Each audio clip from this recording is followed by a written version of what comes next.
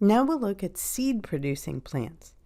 These are the gymnosperms like conifers and the angiosperms, the flowering plants. Conifers flourished around 300 million years ago. This would be the same time as the evolution of reptiles, the earliest amniotes. Amniotes don't rely on water for reproduction, and neither do conifers. They have the vascular system and stomata that evolved in ferns, but this group evolved reproduction using pollen and seeds. No water is necessary for their reproduction. Let's first look at what pollen is. It's a little packet with sperm inside. Moss and fern sperm swim, so they require water to get to an egg. Pollen-producing plants pack their sperm inside these little structures, the pollen grain, which protects them from drying out. The pollen can blow around in the wind until it reaches an egg. These, by the way, are pollen-producing cones. They're the male pine cones.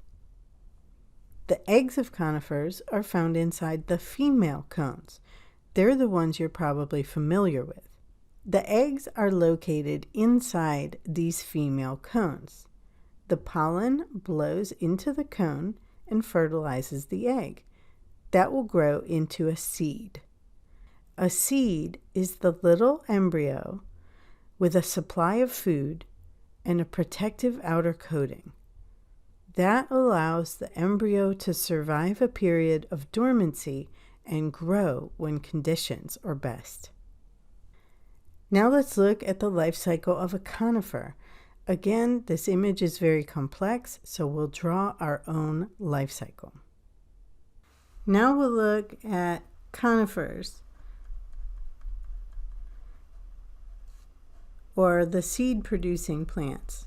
Angiosperms are very similar. We'll start with the sporophyte stage because that's what we're most familiar with. There's our pine tree, and that's a sporophyte. If we look at a twig, there will be some little male pine cones, and there can be a female pine cone. Oh boy.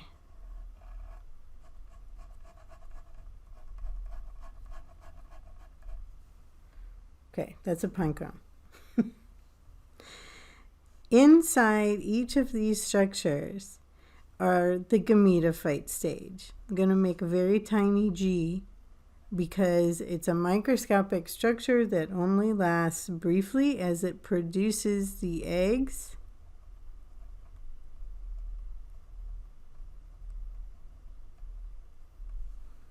and the sperm.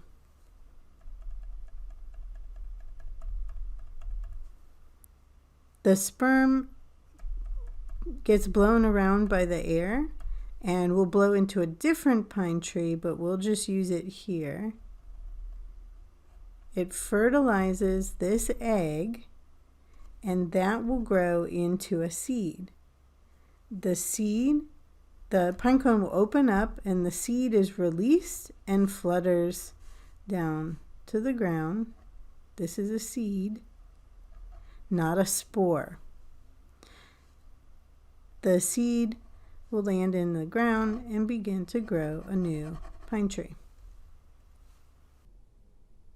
If we review with this image, here's our sporophyte. It produces these male and female cones. Inside each of those cones is the gametophyte stage. It produces the sperm and the egg, and then fertilization will happen. You have a little zygote inside of a seed. That seed then grows into a sporophyte stage. Every life cycle we've drawn includes a sporophyte, a spore-producing form of the plant, and a gametophyte, a gamete-producing form of the plant. The sporophytes have 2 copies of each chromosome. This is called 2N. It results when a sperm with 1 complete set of chromosomes joins with an egg with another complete set of chromosomes. The gametophyte generation only has 1 set of chromosomes, or 1N. If we look at all 3 of these life cycles, the alternation of generations, the gametophyte stage of the moss is very long. The gametophyte stage of the fern is a little bit shorter, and the gametophyte stage of a conifer is very short. The sporophyte stage is very short in the moss. It's much longer in the fern, and virtually the entire age of this conifer or the seed-producing plants are the sporophyte stage. If we compare our 3 life cycles, we see that mosses have a very short sporophyte stage and a very long gametophyte stage. The ferns have a longer sporophyte stage and a shorter gametophyte stage. The seed plants have a very long gametophyte stage and these very tiny, short-lived gametophytes. This corresponds with the movement from wetter environments to drier environments. What is the benefit of a longer sporophyte stage?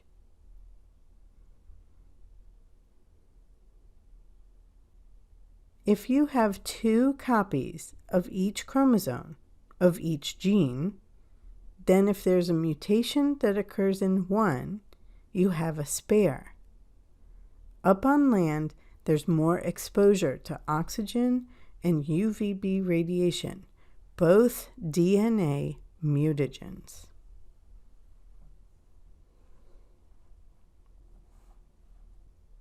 Angiosperms, or flowering plants, evolved around 200 million years ago. They have the vascular system and stomata found in ferns and gymnosperms, and they reproduce using pollen and seeds, like the gymnosperms. The evolutionary advance in this group is the dispersal of pollen and seeds using a mutualistic relationship with animals. Pollen contains the sperm of a plant. Seeds contain the embryos of a plant. Flowers attract animals to the plant with color or some type of reward. The animal gets dusted with pollen, and then the animal is drawn to another flower. It'll transfer the pollen, improving the efficiency of fertilization. They generally don't just rely upon the wind blowing the pollen around. They can produce less pollen by using insects or other animals to transfer their pollen from flower to flower. Seeds are encased in a fruit, which is often used as a reward for animals.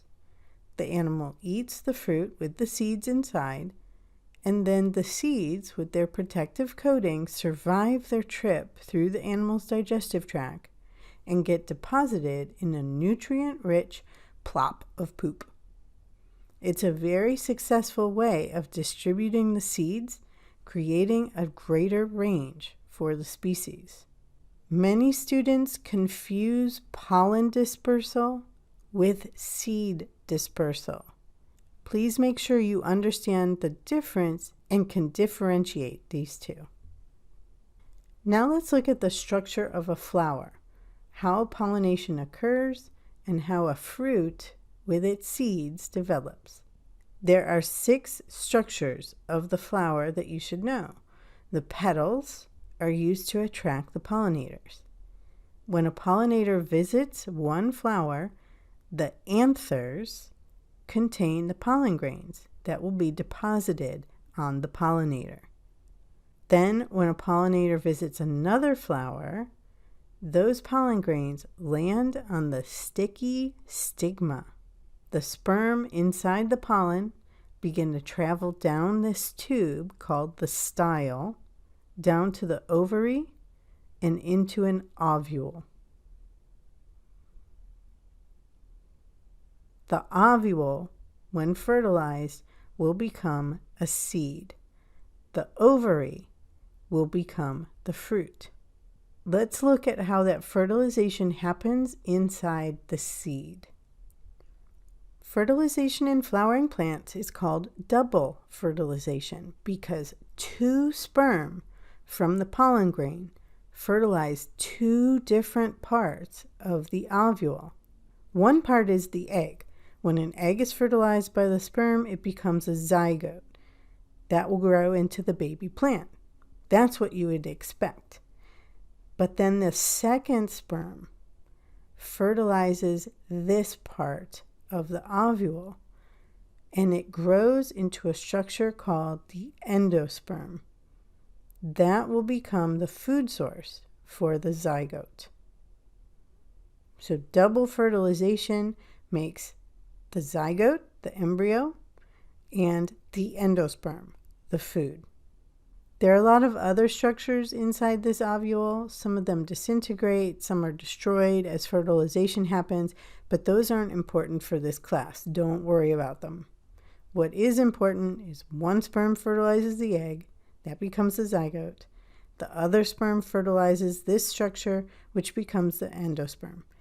Each seed, then, has a little embryonic plant and a food supply. That double fertilization refers to the seeds, how they develop. But what about a fruit? The fruit actually grows from the ovary.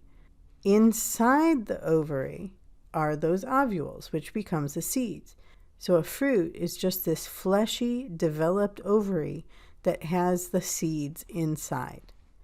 A vegetable is anything that grows from a vegetative part of the plant, like the roots, stems, or the leaves. Take a moment to identify each of these food items: cucumbers, broccoli, cinnamon, and sweet potatoes. Are they fruits or are they vegetables? The cucumber is the only fruit. Cinnamon comes from the bark of a tree. Sweet potatoes are the roots. Broccoli are stems and undeveloped flowers. They haven't developed an ovary or seeds, so they're not a fruit.